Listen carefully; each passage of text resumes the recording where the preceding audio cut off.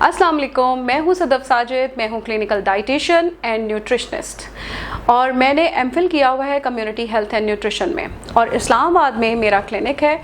आपकी स्क्रीन पर मेरे क्लिनिक का नंबर और कॉन्टैक्ट का एड्रेस वो शो हो रहा है। अगर आप अपनी न्यूट्रिशन के हवाले से, अपनी सेहत के हवाले से कोई डाइट प्लान लेना चाहते हैं, कोई गाइडलाइन लेना चाहते हैं, तो आप उस नंबर पे कांटेक्ट करके अपनी अपॉइंटमेंट बुक कर सकते हैं। आजकल जैसे गर्मी का मौसम है, तो गर्मी के मौसम के हिसाब से लोगों का एक कॉन्सेप्ट है कि हम ड्राई फ्रूट इस्तेमाल कर सकते हैं या नहीं।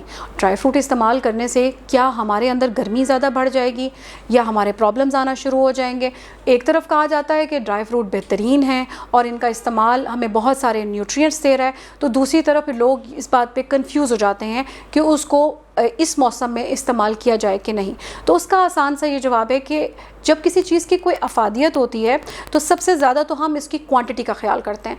और जो अगर हम मेवाजात इस्तेमाल कर रहे हैं, कोई भी ड्राई फ्रूट इस्तेमाल कर रहे हैं, एक तो उसकी क्वांटिटी को कम कर देंगे। और जैसे कि मैंने पहले भी जिक्र किया था कि अगर जब भी हम ड्राई फ्रूट इस्तेमाल करते हैं, ड्राई फ्रूट को रात को भिगो के रखा जाता है, क्योंकि ड्राई फ्रूट के ऊपर एक फाइटिक एसिड की लेयर होती है जो एक नेचुरल अल्लाह ताला की तरफ से एक निज़ाम है कि किसी भी बीज के ऊपर एक फाइटिक एसिड की लेयर होती है जिसकी वजह से उसकी जर्मिनेशन नहीं होती है।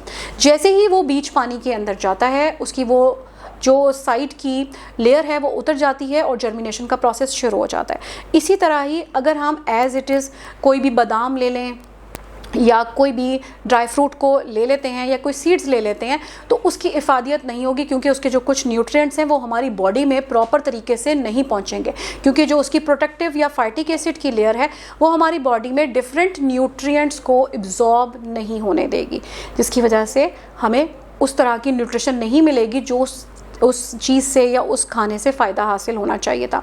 तो सबसे पहले तो ये हमने एहतियात करनी है। सबसे पहला जो उसका जवाब है कि जी हम इस्तेमाल कर सकते हैं।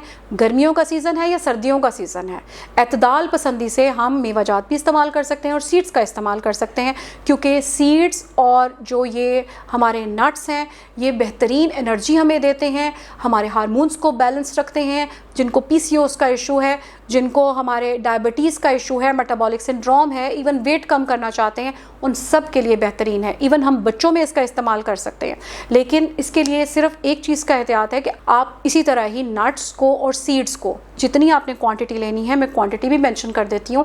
जैसे कि अगर आजकल आप इस्तेमाल कर रहे हैं तो 6 से 7 बादाम ले लें, उसको आप भिगो दें, उसमें आप 2 किशमिश डाल सकते हैं, वो भिगो दें, एक आप इंजीर का टुकड़ा डाल सकते हैं, वो आप भिगो दें, 1 से 2 काजू डाल सकते हैं। बस आपको इतने ही ड्राई फ्रूट्स लेने हैं, इनको आप रात को भिगो दें।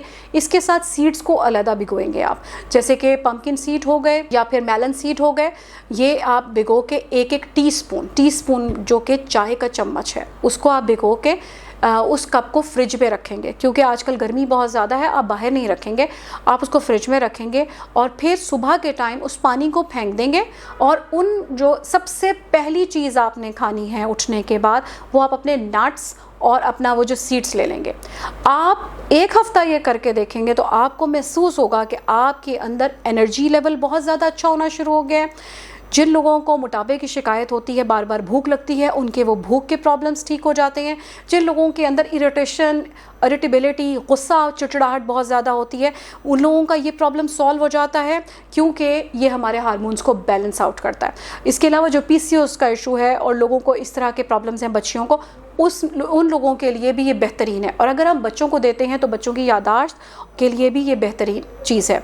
तो सीड्स और नट्स का इस्तेमाल हम कर सकते हैं, लेकिन उसका सबसे जो एक सिर्फ आपने ख्याल रखना है, एक एतदाल पसंदी से होना है और एक रात के टाइम आप भिगो के उसको इस्तेमाल करेंगे। Thank you.